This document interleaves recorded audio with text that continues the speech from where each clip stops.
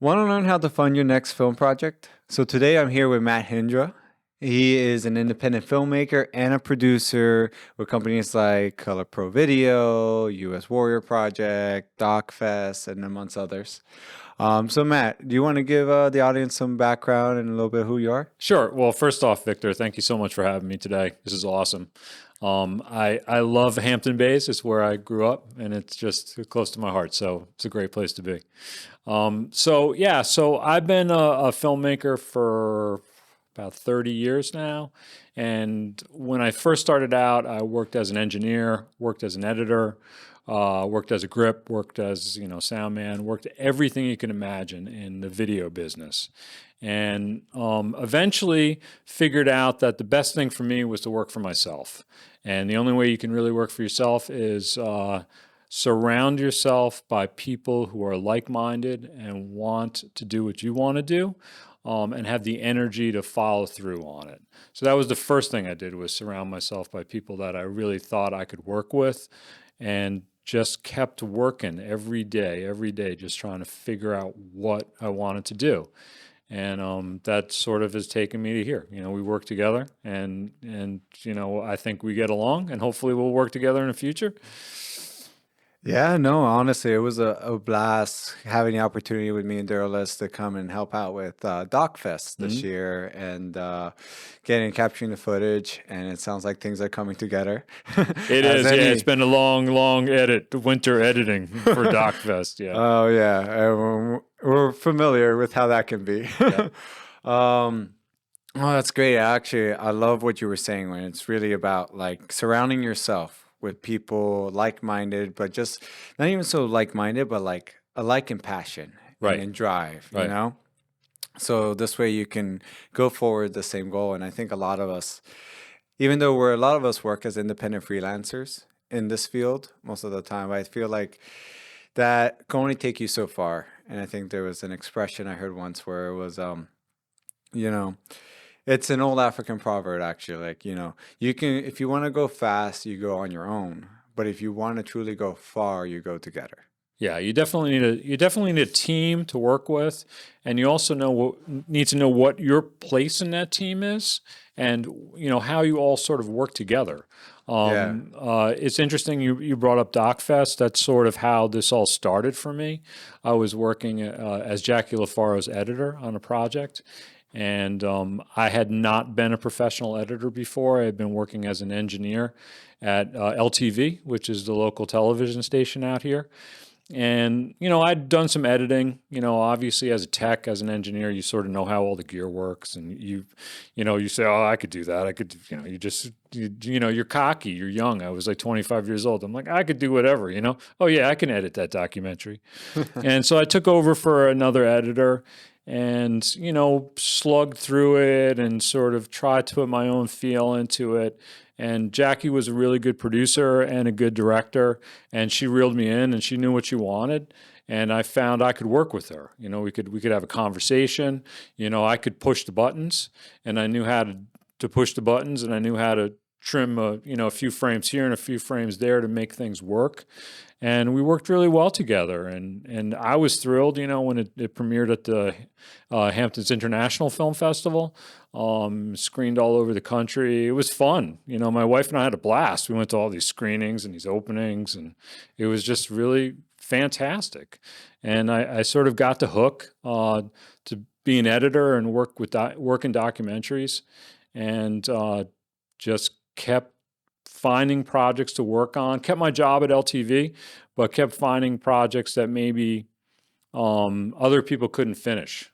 And I found that I had a real skill set for sort of finishing projects.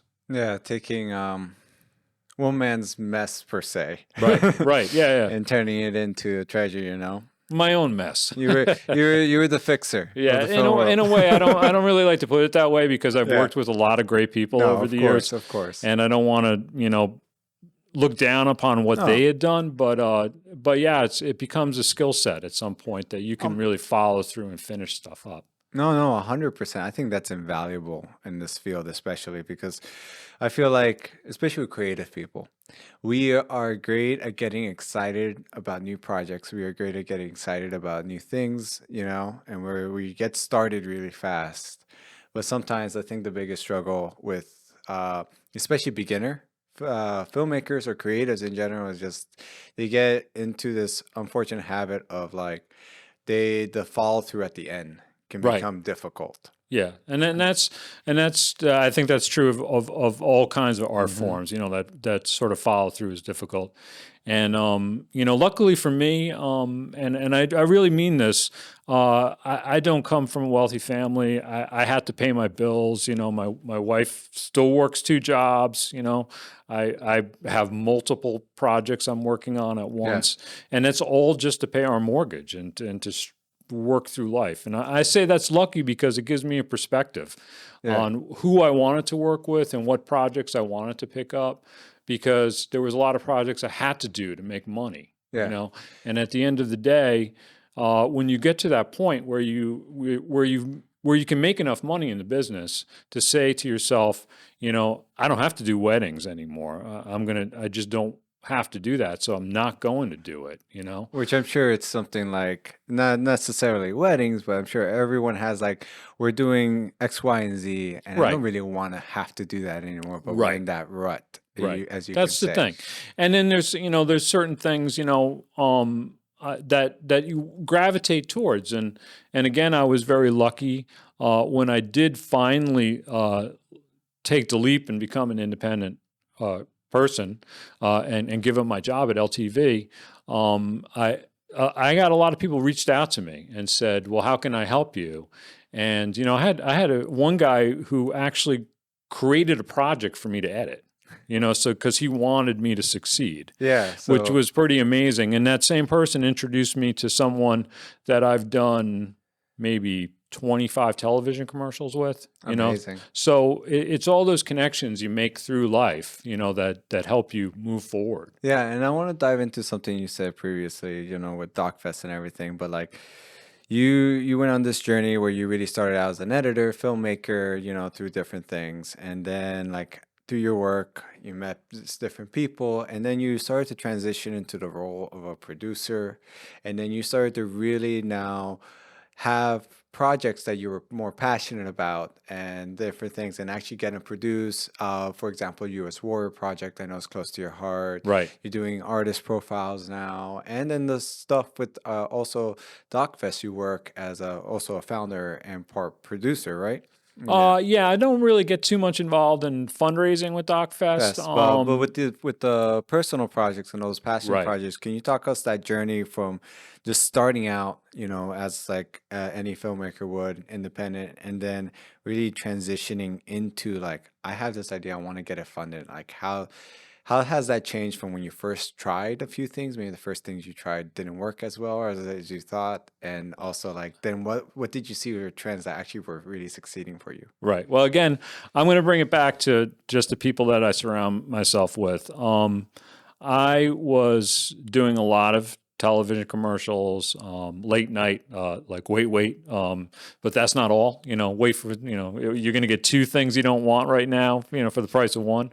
I was doing tons of stuff like that. I really enjoyed doing it, but it wasn't really. My real passion was doing documentaries. I'd done The Empty Chair, which is the first documentary I did with Jackie LaFaro.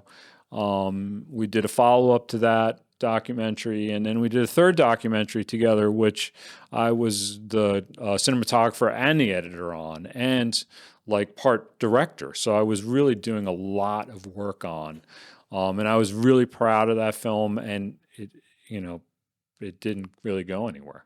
It had some small runs. It had some stuff, but eventually, it found a niche for itself in the educational market. But it was, I thought it was going to be, like a big thing, and I was really excited about it. It made me take a step back a little bit and reevaluate what I wanted to do, how I wanted to do stuff, and and I realized that there's a lot of stuff around me that was of interest to me. So there are a lot of artists out here, so then I started gravitating. My father's an artist, and I had always sort of stayed away from the artist community, not from any dislike of them, but just sort of, a lot of times when it's something that's so close to you, you just don't want to do that, So it took me a while to feel for the artist community and for them to embrace what I do and for me to embrace them. And when I finally did, I really found out that it was something I really liked. I liked working with artists, and I liked doing videos on artists, and I was able to do it. And I knew a lot of artists, so it just sort of started working out. I met Sophie Shahinian, who's the executive producer of the Artist Profile Archive. And at the time, we were just friends, and we had some other mutual friends, and we had worked on a few video projects together. Most of them just goof stuff, just fun. And eventually, Sophie started taking what she was doing really seriously, and came to me and said, "Listen, I've done these couple of artist videos, but I'm trying to find somebody I can work with." And so she came to me. We figured out a way we could work together. She really takes care of the money end of that project, and I take care of all the cinematography, editing, stuff like that. But the beauty of that is that really frees up. That project has allowed me to do USA Warrior stories. And because I have a base in which I have projects that help pay the bills. And so now I can have a project that I can just do and try to fundraise for. The first step in that was to try and find the right people around you to do it. And again, I think the theme of my thing is to find the right people always. Yep. I'd done it's a common theme on this podcast. It's a common theme. A very good friend of mine, Nick Krause, showed up at my house one day and said, I've been shooting this project for years. And I was like, oh, what do you mean for years? He said, literally for years. It started out, I thought it was going to be like 2 months of my life, and then it turned into 3 months of my life. It turned into 6 years of it turned into years and years and years. So, and he said, and the 10th anniversary of the original event that started this project is coming up, and I want to do something. So I want to do a documentary about it. So we sat down, we talked about it. I told him, as a friend, I said, well, you're asking me to take a big chunk of time out of my life. This is what it's going to cost, the friend part. Yeah, I got you. To keep our friendship, this is what it's going to cost. So that's how we started. We started very open with each other, and we started a conversation, which was, what does it cost to fund and produce a documentary? Because I didn't want to start it and not finish it. Yeah. So we put a treatment together, which doesn't cost anything. It's just pen and paper or computer. We went through a budget. We talked to people that we knew who had realistically finished their own documentary and saw it to distribution. I wasn't interested in doing something that wasn't going to get distributed. I think that's important to think about. Right. Some people, when they're sitting for the budget, is just like they're thinking as far as to get it made. Right. Instead, but like I like what you said, it's like you're thinking of it.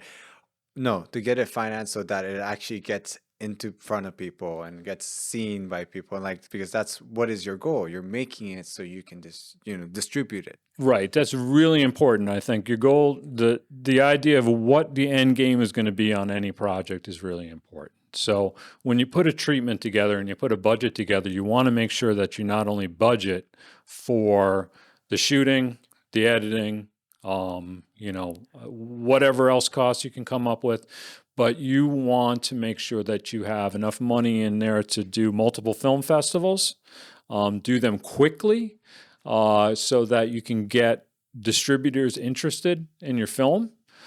Because if nobody sees your film, nobody's going to pick it up. And do you go through an avenue? I know a popular one is like Film Freeway, or do you go through a specific other one, or is that your main go-to? Welcome to Soldier Ride, which is the documentary that Nick and I originally did together, was pre-film Freeway. So we basically we hustled. You went to like directly to each Yeah, festival. we were lucky. Again, and I think this is one of the things to why I keep mentioning the fact that the people that you surround yourself with are important.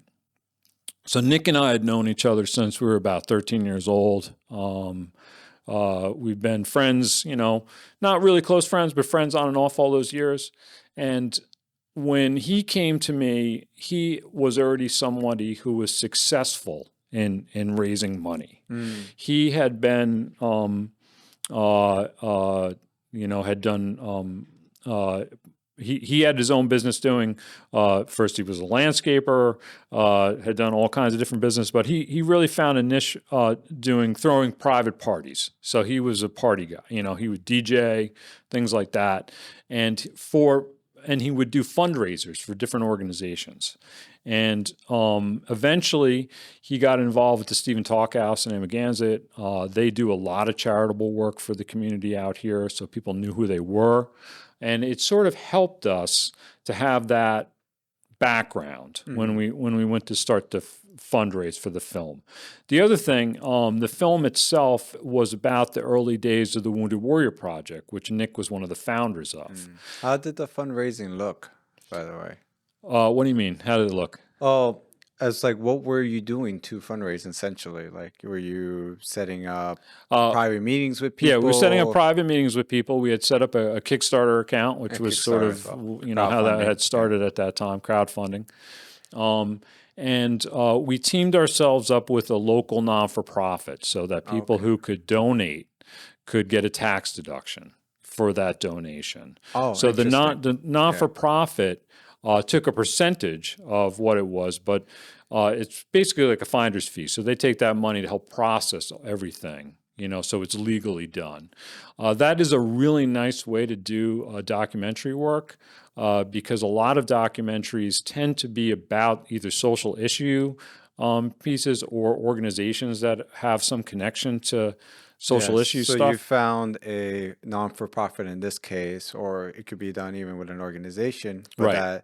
And they become the front to accept donations. Correct. And then so it's like that's an interesting form of like it's almost crowdfunding in a way. So but like you can now fund this social cause or issue you're doing. So if you're doing something about the environment, there's probably an environmental non-profit that might back your film, and they Right. back your film by accepting donations to their site.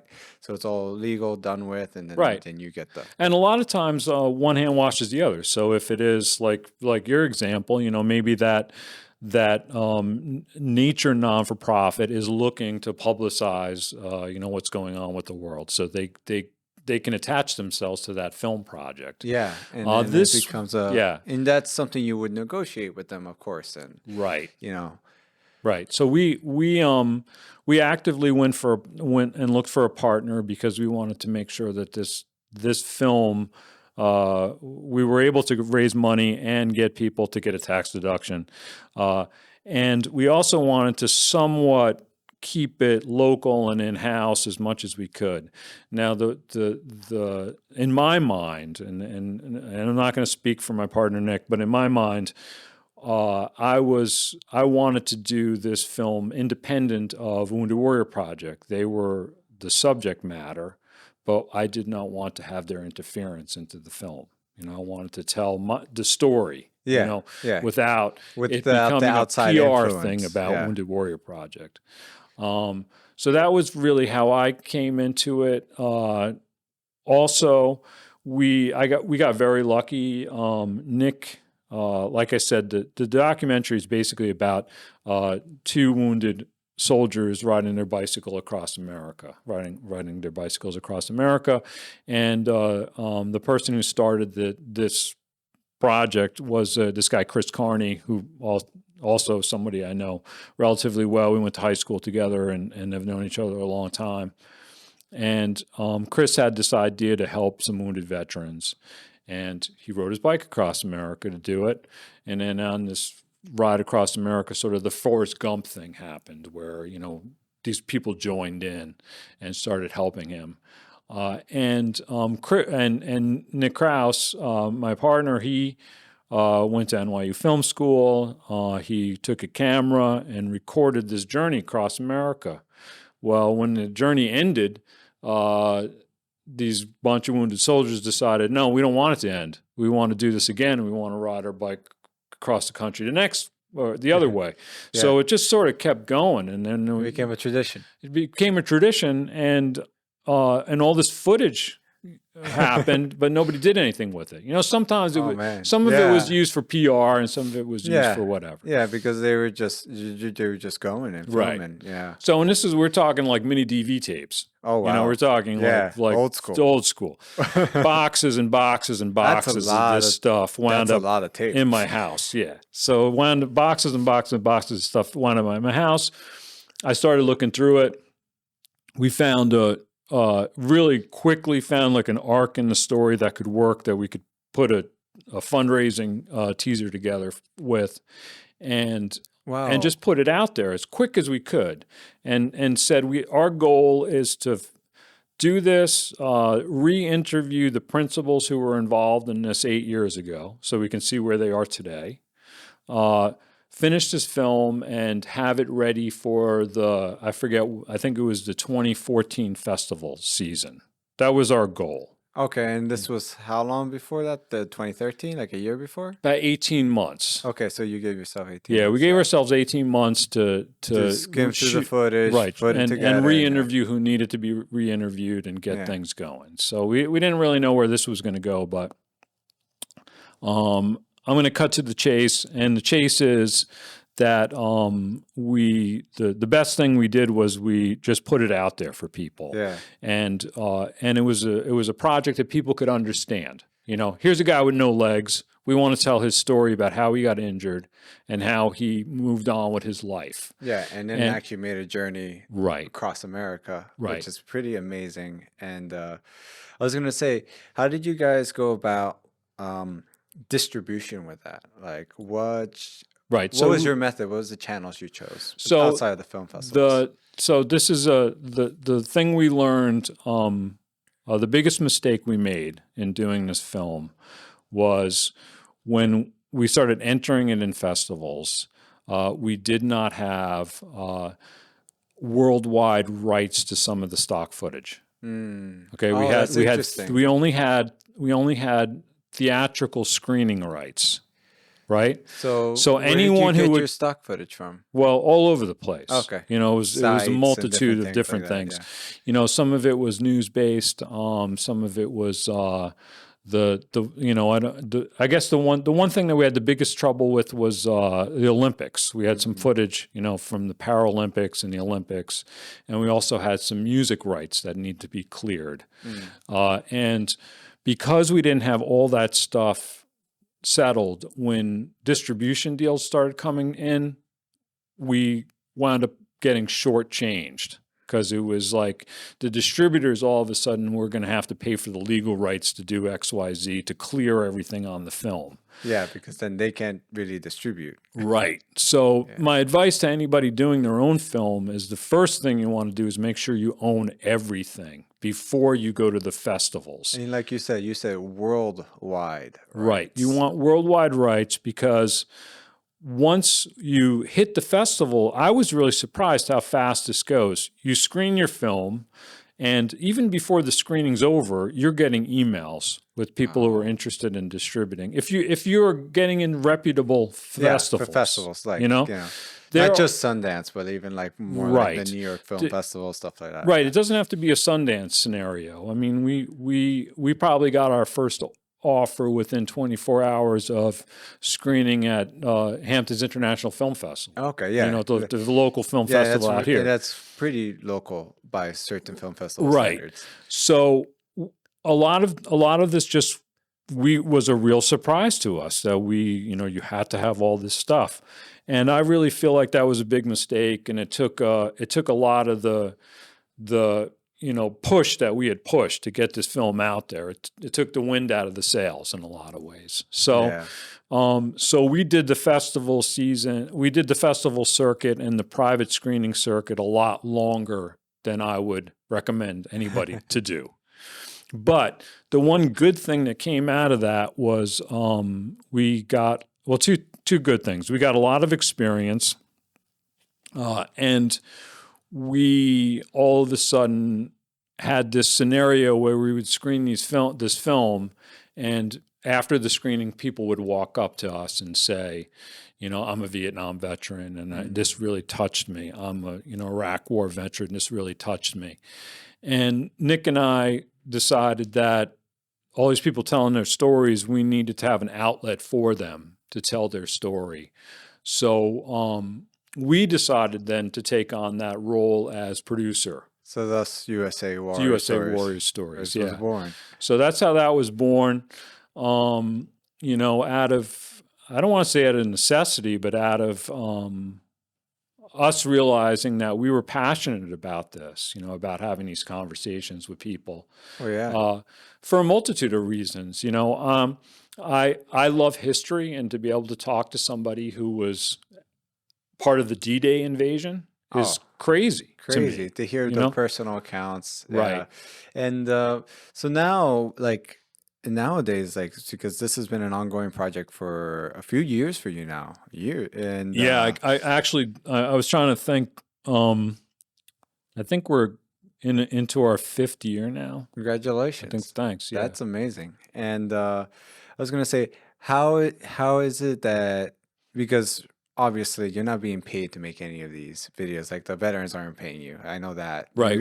You're doing this as a service for them. Right. To really record their stories and everything. So are you now how are you handling the funding in that sense? Are you now a nonprofit accepting donations, or right? So that again, Nick and I thought to ourselves, like we did with the film, well, what's the end game? And we had sort of learned from our mistakes from that, or from making the documentary. The documentary eventually did get distributed, and you can see it on Amazon, and Yeah, but you had some unfortunate right. hurdles. But we had a lot of hurdles, and like I said, the distribution deal that we have allows us to buy a coffee for ourselves maybe every 2 months or something from royalties off the film. So that was sort of an eye-opening experience, But so we decided, okay, step one, if we're going to do this, let's do it right. So let's form our own non-for-profit. So we did that. It's just paperwork, basically. You go through the things, and you have to do, and you get your temporary status as a non-for-profit. And once you get that, you can start actively fundraising. So again, we're very lucky to live where we live. We live in the Hamptons. It's a place where there are people who are generous. For lack of a better word, they're very generous at times. Yeah. And they like to support certain causes. Because of Nick's work with Wounded Warrior Project, and because of our Soldier Eye documentary, people realized we were willing and able to tell the story of veterans without putting words in their mouth. Yeah. We were just telling their stories, and people respected us for that.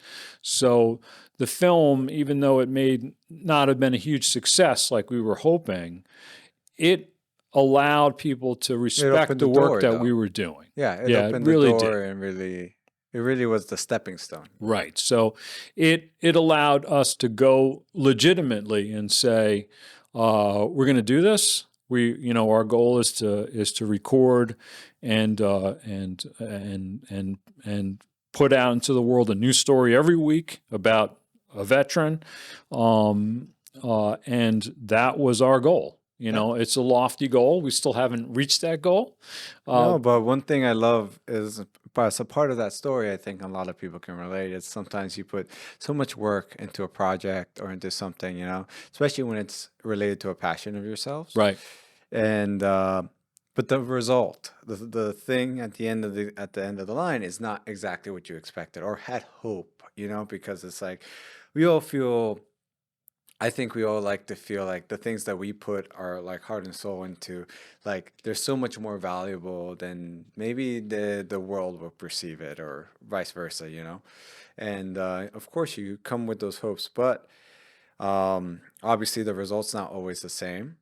But despite the result, in your example, you kept going. You're like, okay, it wasn't like what we hoped for. It wasn't like we learned a lot, but that's the thing. You reflected, you learned a lot, and you apply that to your future goals, and you're continuing. It's like you said, you're not where you want to be yet, or Right. where it wants to be yet, but you're still moving forward. And it doesn't really, I haven't really heard anything in your voice or in your story saying that really took you back at all from going forward. No, I think uh I think anybody who listens to this, the one thing that you're really going to take away is the fact that you have to have good people around you. And there are people in your life that push you forward.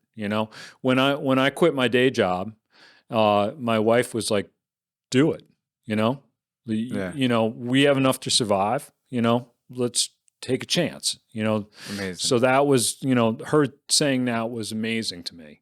When Nick came to me and said, well, what do we need to do this documentary? And I put the budget together, and to me, it seemed like a ridiculous amount of money to raise $100,000 for two guys who never did a film before, and had no track record. Is that how much you raised? Yeah. And he said, no, we could do that, and I had faith in him, that he could do this, to get us started for that.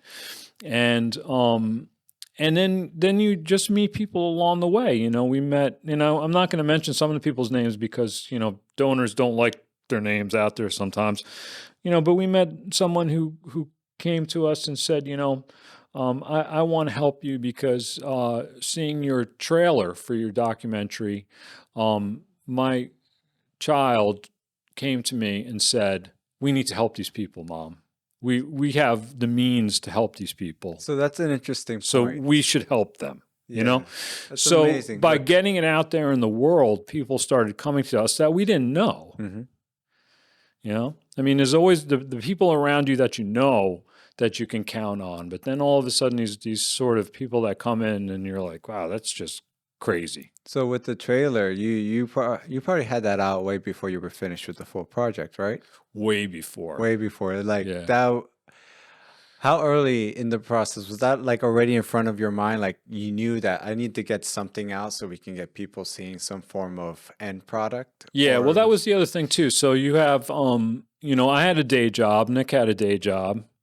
So we knew that, barring, getting $1 million distribution deal, which, we didn't really think we were going to do, but, we weren't going to give up our day jobs. Yeah. So we had a limited amount of time and energy and our own financial well-being to put into this film. Because, you people seeing this, $100,000, that's a lot of money for two guys to make over 18 months.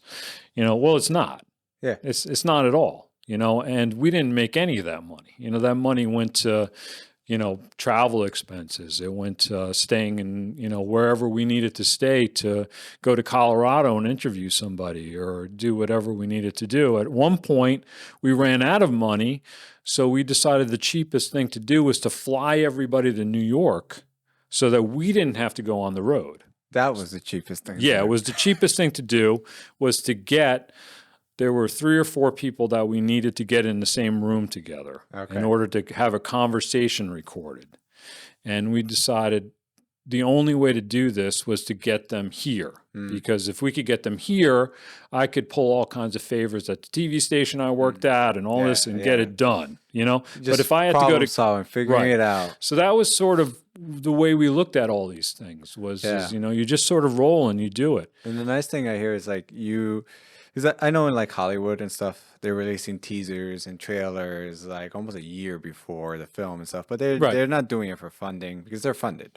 They're usually they have their corporate backers and stuff, but they're doing it more for building anticipation towards the film and getting as many eyeballs as possible. But in your case too, I feel like your trailer didn't just serve as that, but your trailer also served as a funding tool because you got that out pretty quickly.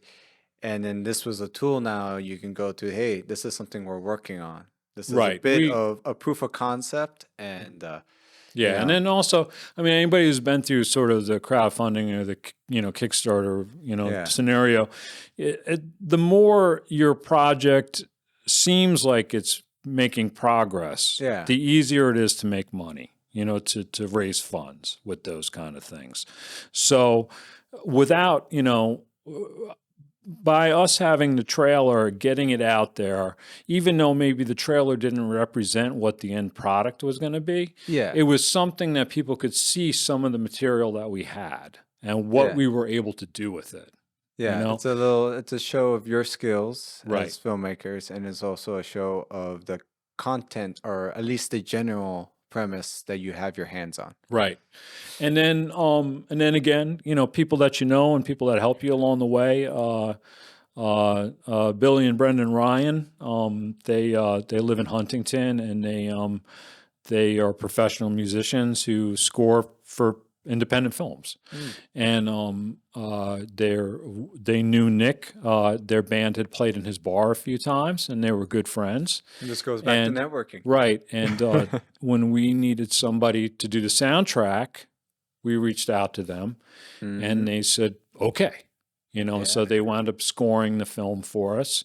Nancy Atlas, who's a local musician out here, Nick wanted a song in the film, which was a Johnny Cash song, and you can't afford to license the actual song, but surprisingly enough, you can afford to license the rights to make a cover, what's called a sync cover. Yep. So then that it gets locked to the film, and then that's what you actually own.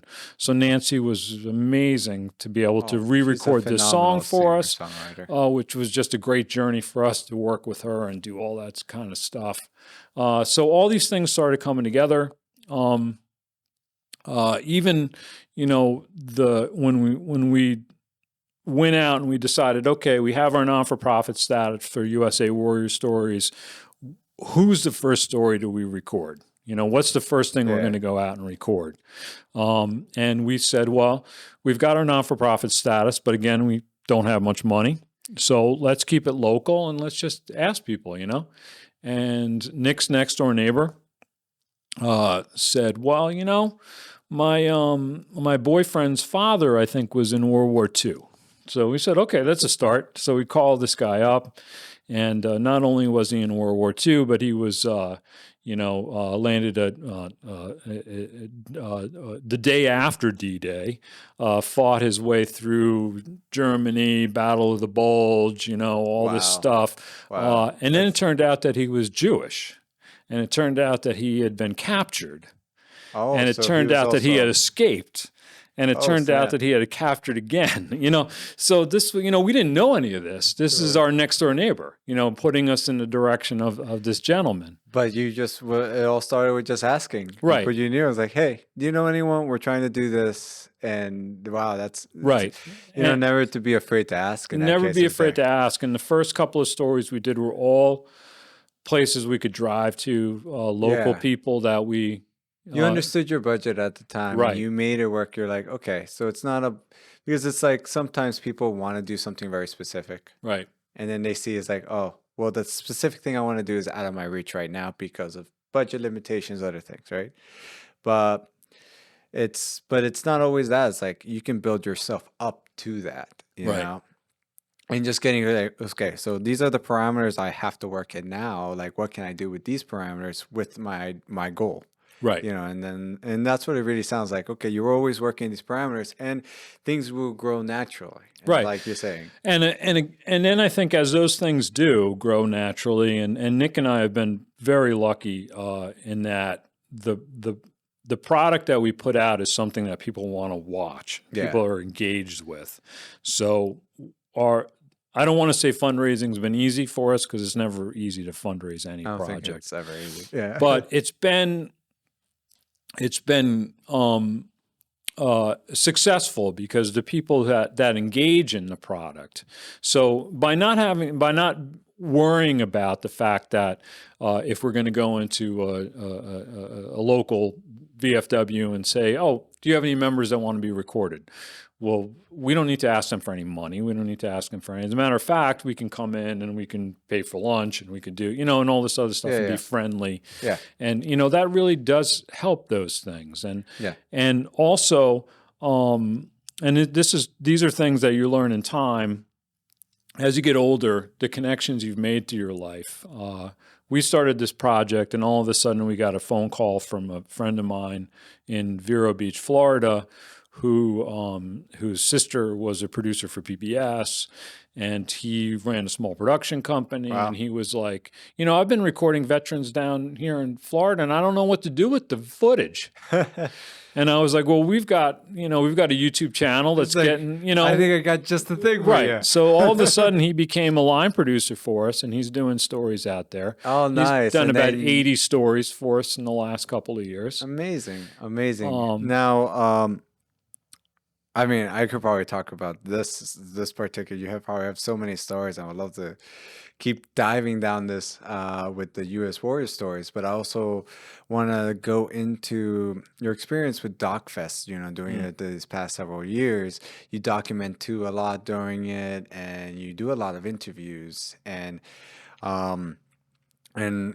DocFest here in the Hamptons is a documentary film festival, and 15 years, by the way, which is pretty amazing. amazing. Yeah. And with our pleasure of also helping document this year's, there's incredible films that go right through there. And so through your experience over the years, I'm sure you've probably heard so many stories from all these different filmmakers from around the world of how they got funded, because I've heard the questions during the Q&As, and that seems to be also a common Q&A question. So were there any that stood out to you that you were like, wow, that was a great idea, or wow, I can't believe they actually made that work, or anything like that pops into mind? I'm just gonna. I think that the one that pops out in my mind is because it was the one most recent, and so Sam Pollard is the filmmaker that we honored this year at Hamptons Doc Fest, and Sam started his career out as an editor, and one of his jobs was he was the editor for Spike Lee at one point, and Sam had left that position to become an independent filmmaker, and he was doing stuff. And, I don't know if he was struggling, not struggling, what story was behind everything else. But Spike Lee asked him to come back and do another film with him. And Sam said, I will, but I want you to help me produce my next film. So by doing that, that really launched his career, by Well, I'm sure. reaching out to the person he knew. Spike Lee. Right. But this is also, a time, these guys knew each other for a long time. Yeah. Was this As the World Knows It, Spike Lee? No, I think he was there. They had done a few films together, and but Spike had done no documentaries, so this was was something new for him down the road. So that was the one story that jumped out this year when Sam told it. The other thing that I've learned through DocFest is the documentary world is really small, and we at Hamptons DocFest, our honorary award every year is named after D.A. Pennebaker, who is a legend in the film business. And he not only was a filmmaker, but he was intricate in designing some of the equipment that we use today, whether it be sync sound or whether, I'm going way back. So, but if it wasn't for people like him, we wouldn't be able to do what we're doing here today, And I'm always amazed how many people he personally influenced, through either by just being kind to them over the years, or working with them or doing different projects with them. That's pretty amazing to me, just those connections in the film business. As far as fundraising films, a lot of filmmakers don't like to give up their actual fundraising names of their people, their little secrets and stuff like that. But I will say that there are a lot of grants available out there for filmmakers that want to do things. Grant writing is a very specialized thing, and I would highly recommend going online trying to find a reputable grant writer. If you know, if anybody knows any reputable grant writers, I would love to hear from them. No, grant writing is really specific to a lot of things. Jackie LaFar is actually very good at these things. It's how DocFest has survived all these years. I may come back because it's something that I'm really working on now to try and figure out the world of grant writing. And if I do figure it out, I would love to come on and talk about it at that point. Personally, I love DocFest. It gives me an opportunity to talk with filmmakers and meet with them and do things. A lot of the films you see at DocFest are actually done with a small team of people, which is also amazing to me. And it's the same teams. They stay together for years, some of them break off. They used to work together. They'll come back and work together again. Yeah. So it really goes back again to, what you guys are doing here too. Just having a group of like-minded people who have a goal to do something, which is really cool, if you don't mind, I'd like to talk just a minute about some of the people who helped me out when I was around. 100%. Go for it. I have someone that I still work with. Her name is Lana Jokel, and Lana is a filmmaker. I don't even know how many films she's made, but her first film was on Andy Warhol, and she worked at the factory with Andy Warhol years ago. Yeah, her name sounds actually. Yeah, and we've worked on a couple of films together over the years, and for people who live in Southampton, I think our film that we're finishing now is going to screen at SAC, the Southampton Arts Center, this spring. Nice. So it's about Elizabeth de Cuervos and Hal Buckner and a project that happened at SAC last year. Yeah. So they're going to screen it this year. So that's always exciting to screen a local project in town here, which is pretty cool. Oh, that's amazing. I got my first opportunity to do that the end of last year, December. I did this. Funny enough, someone asked me, "Hey, can you edit a documentary?" I was like, "Sure." And it was on the kind of it was called When I Was Young. Okay. It's are you familiar with Bill Persky? He is the old writer and producer for the Dick Van Dyke Show. He did a big part of that. He did a bunch of TV throughout the 80s and the 70s and the 60s, and he lives out out here in the Hamptons. Okay. And so he made him, and the person who contacted me and his son, they kind of started to get to know each other at the church, if you know the church in Sac Harbor. Sure, yeah. And they just started having communication, a 90-year-old with a 13-year-old, and sharing backstories. That's great. And so the whole premise was kind of saying, it's like, when I was your age. Right. And that's the name of the documentary. And so he talks about his experience being 12 in the 40s, and then they went on and interviewed like Eric Fischel and April Gornick, being 12 in the 60s, 12 in the 80s, and then 12 in the 2000s, and then now being 12 in the 2020s. That's cool. So it kind of went through that. But yeah, we screened it at the church, so it was a whole local thing. Yeah, it's really great. Yeah. And I really enjoy that. I mean, in the artist profile archive, which I do, I'm listed as a cinematographer editor with that project. We do. It's one of the nice things about that project is almost all the profiles we do get screened. Public screenings, which is nice, So, for instance, we just finished a piece on Lita Albuquerque. She's a California artist, and it's screened at the museum in Palm Springs along with an exhibit of hers, which was really cool. It's great you get that feedback from the audience that sees, that you don't get, when you have a YouTube channel. You don't really get that, The that. exact emotions you Yeah. don't hear. So I Yeah. like doing stuff like that, and it's really, really cool. And that project's allowed me to do a lot of stuff like that. We did a great piece on Robert Longo, who's a contemporary artist, and it was part of his exhibit at Guildhall a few years ago, and that was a lot of fun to show it in the community out here, and it was just great. Yeah, no.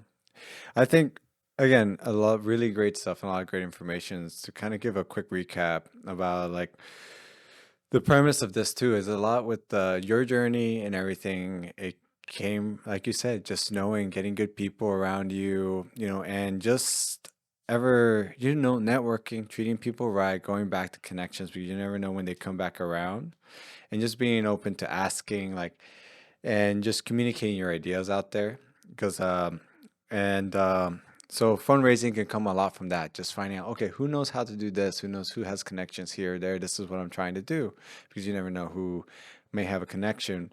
But even outside of that, as practical things that you could be doing is looking into maybe a nonprofit that goes with the same idea that you're trying to go with, or any Right. other organization that aligns with what your mission is, or looking for grants. Right. Public, there's a lot of stuff. I know New York State's popular with a lot of art grants and stuff, but every other state has their own things, I'm sure. Right. And there's the New York State Film Commission that does Yeah. annual grants. They're pretty And great. actually, every state has its own film commission Correct. that you can look into. Yeah. And it's to help promote local projects in the areas. Yeah. Um, and again, like you said, we like USA Warrior Stories. We like to team up with anybody we can. Yeah, We're doing collaborations. different projects. That's true. We did it was called Hockey Night in the Hamptons, where Nice. the hockey teams were veteran based, Oh. and all the uniforms, we had our logo on the uniform, and so just to get the word out for doing those kind of things, and it's a good community thing to do. No, amazing. And then the last thing I think I wanted to mention too, that I think people would be interested in, is we were talking a little bit before the podcast. I was hearing you and Daryl, let's discuss a little bit. Was also like you can, like how you started DocFest, you can get screenings for like a 1 day screening. It's more accessible than most people think to make your own private screening or public screening through your local theater or your local movie theater, but even museums, a lot of museums, Yeah, and there's a art lot cultural of institutions. yeah. That's and I highly recommend that. We did that with Welcome to Soldier Eye with our documentary. I want to say we showed it in about 50 theaters around the country after the festival run, and that it allowed us to show it. We showed it at the Paramount in Boston, which is right in downtown Boston. We showed it in Chicago. We showed it And can you talk a little bit about the cost of that, just to get Yeah. an So idea? the screenings vary from theater to theater depending on where they are, but you can expect to pay around $1,000 for a screening fee to rent a theater. Yeah. You know, But if the but theater is like 50 capacity or even 100 capacity, you yeah, can you just sell can some simple right. You can tickets. sell those tickets, or you can team up. Part of the Welcome to Soldier Eye documentary was shot in England. And so we wanted to do a screening in London, and we teamed up with a non-for-profit in London, and we used their facility for the screening, which was fantastic. And so we had a big audience. Oh, amazing. It was just amazing to be able to do that. We teamed up with Wounded Warrior Project to do some screenings at like the World War II Museum in New Orleans. Oh, wow. Places like that where they were happy to reach out to us and have Yeah. us work with them. Because again, you found organizations that aligned with your Right. vision and what you were trying to do. So no, I think that's fantastic. A lot of fantastic information, and we definitely have to have you back to really dive into some more in different aspects. I'd love to hear more about your editing background too. So you have so much experience in that and different things like that. But for today, I wanted to know where can the people find you and also see your work? Yeah, so Color Bar Video is my corporate video project that I run, and so that you just go to colorbarvideo.com. You can see our work there. USA Warrior Stories is usawarriorstories.org. We have all kinds of social media presence, USA Warrior Stories on Facebook, on Instagram, Twitter, where we post all our stories up there. And the Artist Profile Archive is theartistprofilearchive.com. And that also, Artist Profile Archive on Twitter, on they have a YouTube channel with all the videos and stuff like that. And of course, Hamptons Doc Fest. Just Google Hamptons Doc Fest. I think we're going to have some spring screenings coming up soon. We usually have something for Earth Day. Nice, nice spring, and then you guys also have the fall. Yeah. Yes. Yeah. Awesome, awesome. Thank you so much. Just so everybody knows, links will be down below. And please let me know your favorite takeaways. And you could always find me at Victor M_Vision Maker and outside Vision Maker Productions. Yeah, that's it. Cool. Well, have a good night. It's great, Victor. Thank you. Thank you so much. Thanks.